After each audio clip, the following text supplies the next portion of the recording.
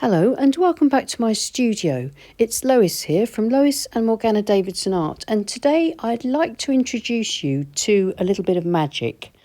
This is Cotman Payne's Grey, student's quality, but it's got a good light fast and good permanence rating, so it's good enough for most artists. It's quite a humble little colour, used to neutralise paint, desaturate, to provide darks. But with a lot of water, it can provide some magical effects, even better in my opinion than some so-called granulating paints or those paints that are sort of pushed as colour change paints by some of the big, much more expensive brands. Because remember, Cotman is student quality and therefore really cheap to purchase. So let's have a look at the back. So Payne's Grey is generally a mix of a few colours, and in Cotman it's a mix of carbon black, ultramarine blue and phthalo blue. And it's these blues that split out when you use lots of water. The ultramarine blue provides natural granulation, as you can see here, and the phthalo blue, along with the ultramarine blue, is what gives us this sort of luminous blue. When we don't use much water, we get a really good almost black. So I'll share this demo with you now, creating that beautiful wild woodland hedgerow tree line. So I'm going to start off by painting wet in wet. My paper is Milford cold pressed watercolour paper. It's taped to my board, and my board's at an angle of about 20 to 30 degrees, so gravity will help with the painting. Now I've wet the sky all over and wet parts of the land. This will mean that I get softly diffused edges where the paint hits the wet paper, and harder edges where I skim across or around the dry paper where the paint will resist or create those harder marks. This is literally just tube consistency Payne's Grey picked up on my wash brush, which is a 1.5 inch Princeton Aqua Elite Mottler brush. I'm just playing around, dabbing it in, looking for these beautiful loose abstract shapes, not really minding too much what happens, just knowing that I am trying to create a bit of a tree line. So I'm putting in these sort of canopy shapes, and I'm looking for sort of a winter hedgerow with bare branches, something that I can really enjoy playing around and sort of abstracting, if you see what I mean. You can see the paint flowing down the page where I'm using plenty of water. But you can also see how dark the second tree in from the left is, excuse me, and you can see that I'm using almost straight from the tube paint. Turning the board around, giving it a quick spray with a water spray, and the paint is starting to run. So I've introduced even more water here to this really rich, thick paint. And then using a large wash brush, I'm just pulling a very pale amount of paint through the sky, working around the shapes for my tree canopies, but just putting in a really pale grey sky behind that. And all this while, my board has been turned to this 90-degree angle, and so of course the paint is running down the page and it's creating some more patterns, some more water flows. And I think you can already see the blue splitting out from this really dark grey in places. So I'm just going to continue working on this, building up some tone in the foreground. Just playing around. I'm not really worried about the fact that it looks pretty weird or ugly at the moment. I'm just going to drag my palette knife through the really rich paint. Where the palette knife drags and scrapes through very wet paint, it creates a little scratch, and then that will get filled in by paint and give me a darker mark. Where it scrapes through drier, richer paint, as you can see in a few cases here, it scrapes back to the white of the paper and gives me a lighter mark. So I don't mind which of these two marks I get. I'm painting abstractly, intuitively, and just trying to create this tree line of just these really rough, rugged little winter trees along the edge of a field. So like a sort of field boundary, hedgerow trees, that sort of thing.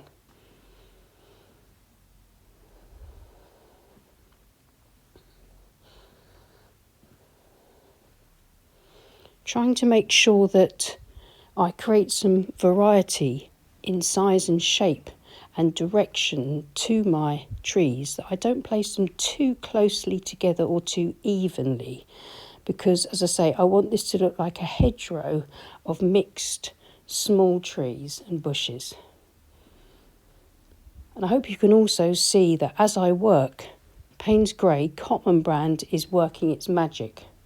You can see this luminous blue just starting to glow as a background colour.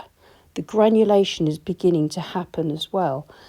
But where there's less water, in other words, where you can see that the Payne's Grey is really dark, it's holding its own, it's staying beautifully dark, and there's no granulation at all. It's only when you introduce lots of water that you get the blue splitting out in this way and the granulation happening. If you try something similar to this, please be aware that these kinds of very abstract, free-flowing, spontaneous paintings are going to be unique every time you try something like this. And so, of course, everyone's painting, if they try this out, will look completely different. And it might not work the first time you try it. It's a matter of learning how to judge the amount of paint to use, where to place your loose brush strokes, where to scrape through with a palette knife. There's all kinds of factors at play here, but it's certainly a method of intuitive painting and abstract landscape painting with watercolour that I think is really worth pursuing and practicing and experimenting with. And of course it won't work out every time. I've got piles of these experiments where I've just played with paint and made a complete mess. Nothing's worked out at all, but I've had so much fun doing it and learnt so much about the way gravity, water, paint and paper work together. When I paint like this, I often stop for a while, step back and have a look at it and see how it looks. And then if I need to make any adjustments, I can. This is a clean, damp brush. There's no moisture in it at all. I'm just using it to drag a bit of the existing paint across the tops of the canopies in a few places. And now I'm quite happy with the flow of the washes, so I'm lowering my board and placing it flat so that I don't get any more of that downward run from gravity. You can see the blue has split out beautifully in places. And I've decided now to use my palette knife and to scrape through the foreground paint to give me some furrows in my foreground field. So I'm using shallow diagonals to indicate perspective. And of course, this is just abstract. I'm not really creating realistic furrows. I'm just creating the impression of that so that these marks in the foreground will just give the clue, the suggestion to the viewer that that's a ploughed field, and therefore reinforce the illusion that my strange marks here across the edge are trees and bushes in the field boundary. Just before everything dries, I'm doing a final little bit of scraping with the palette knife. There's a certain freedom that you can get drawing with the palette knife like this. It's very different to painting with a paintbrush. But I will, of course, come in with the paintbrush at a later stage and finesse this tree line a little. But for now, I'm looking for these really sort of loose and abstract shapes. I'm going to put a little bit of salt across my tree line at the base. The paint is just damp, so I'm sprinkling a little bit of salt into the damp paint. Each salt grain will push away the paint and create a little bloom, or combinations of little blooms where these marks all meet up. And that should give me some lovely suggested texture and sort of suggested plants in the foreground. And now that I've zoomed in a bit closer, you can really see the blue and black colour separation. Remember, this is one colour, Cotman Payne's Grey, and it gives us so many different shades from dark to light, especially when you include the white of the paper as a colour as well. I'll see if I can zoom in even further, and if you just look here where I've just pointed, you should be able to see this beautiful granulation that's happened in the blue, which really contrasts with the much darker marks where there's less water affecting the really rich Payne's grey. I'm now going to leave this to dry completely, and then I'll come back and finish the painting. So here's the dry painting. I've put it back up to 20 to 30 degrees, and I'm using a clean dry brush to brush off any remnants of salt that haven't dissolved into the paint. And you can check for any remnants of paint by rubbing your fingers gently over that area and just rub off anything that's left there.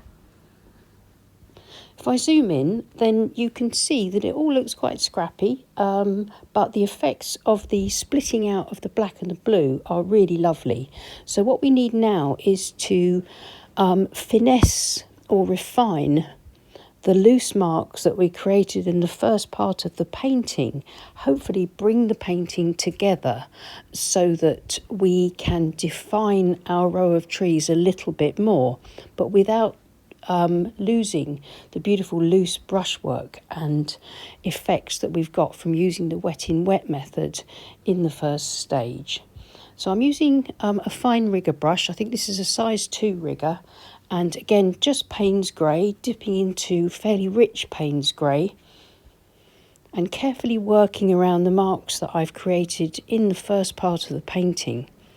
Now remember that your marks, if you create a painting like this, will be completely different, and it's really important that you look carefully at your painting and decide where you wish to refine your trees, where you wish to add a few more trees, and make marks that kind of enhance the marks that are already there. We don't want to cover up most of the marks that we've created by scraping through the rich paint with our palette knife.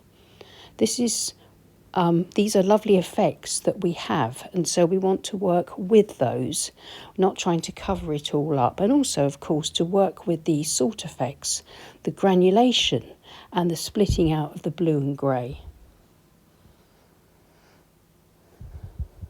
I'm trying to use sort of different types of brushwork for each part of this tree line.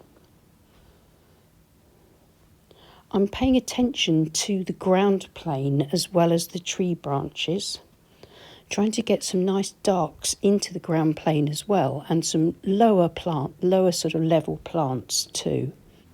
And an important part of the refining process here is to develop the tonal values in the scene, to look at where you need a bit more value, and I need more value at the ground plane. So I'm working on that by sort of negatively painting in places around the effects that I have, trying to suggest shadows and grasses, brambles, weeds, all that sort of thing that you see growing up around these low-level hedgerow trees in field boundaries. But sort of working across the whole of the tree line, so that if I make an adjustment in one place, stepping back and looking at it and seeing where I need to adjust it elsewhere. As the paint runs out on my rigger brush, I can paint some lovely dry brush strokes for some of the branches, and this gives me yet another beautiful texture and more variation in my tree line, and more variation gives you sort of suggested complexity. With an abstract landscape painting like this, you can of course put in as little or as much refinement as you like. You could probably work for hours on a painting like this and eventually bring it into almost not photorealistic, but into a very sort of realistic painting. I think I'm trying to sort of meet that halfway point where I bring it from an abstract painting through to a slightly more impressionistic landscape.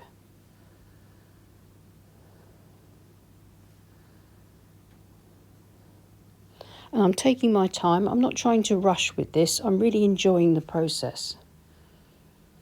Amazing what you can do with just one colour.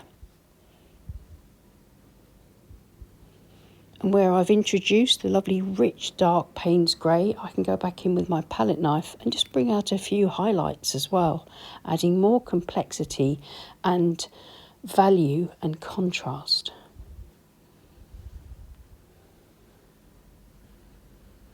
Just dotting in a few marks around some of the tree trunks and branches, and this will hopefully just suggest a few birch trees with the lovely white bark that's interspersed with the beautiful black markings.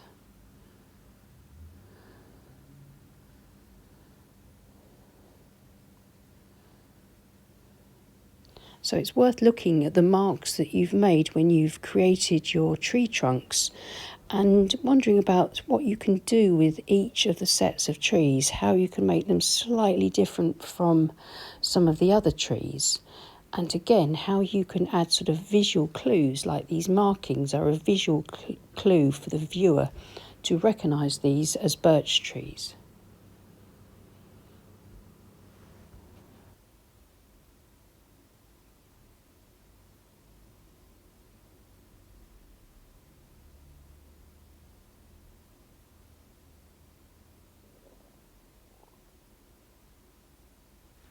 As I approach the end of the painting, it's more stepping back and looking to see where I need to just add a bit more brushwork to improve the illusion that I'm trying to create. And so I'm just increasing the network of fine branches at the ends of the canopies of these trees here.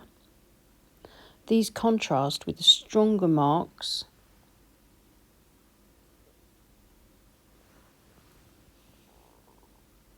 increasing the tone,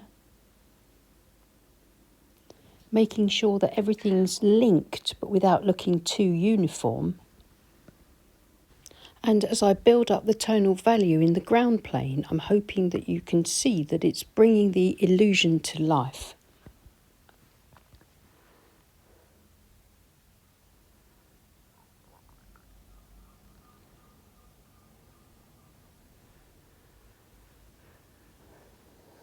I think I'm more or less happy with that. I could put a fence along the tree line, but I'm quite happy with it the way it is. I really like the semi-abstract feel here, and yet still strong impressionistic suggestion of this tree line. So I'm going to remove the tape and have a look at it without the tape and see it with a clean white border, looking at it with fresh eyes and see how it looks. And I hope you'll agree that the Payne's Grey really is magical. This Cotman brand is certainly worth having and worth playing with because it's just so much fun to watch it split out to this subtle but luminous blue against this gorgeous black grey. I've tried quite a lot of other Payne's Greys by different brands, and while I find them absolutely wonderful to paint skies and to do all the things that you normally use Payne's Grey for, I haven't yet found another brand that splits out in this same way. I'll always remember the very first time this happened to me, and I couldn't believe it. I thought I'd maybe mixed up and used my paint and forgotten and used blue as well as a Payne's Grey. But then when I realised how it splits out, I've been enjoying its magic ever since. Well, I hope you enjoyed looking at that little bit of magic, and I hope that you'll have a go at creating a bit of magic yourselves. And if you have a favourite sort of colour split, single colour that you like using, I know a lot of people like Daniel Smith's Moon Glow, and even better, Michael Harding's Moonlight. But let us know, and we'll all be really interested maybe to find some more of these sort of beautiful colour split colours that we can use and exploit the wonderful wet in wet effects in our abstract landscape painting. I hope you found that helpful, and more importantly, I hope you found it interesting and that maybe it'll inspire you to try something similar or to play around with your paints and lots of water and see what you can discover about the way the paints behave in different circumstances. Please leave us a thumbs up, and if you're not already subscribed to our channel, I hope you'll consider subscribing. It's free to do and it really helps with our reach on YouTube. And thank you so much to everybody that supports us on Patreon. We really do appreciate you. And if you'd like to support us, then please follow the links below. I'll see you again soon. Take care and happy painting. Bye.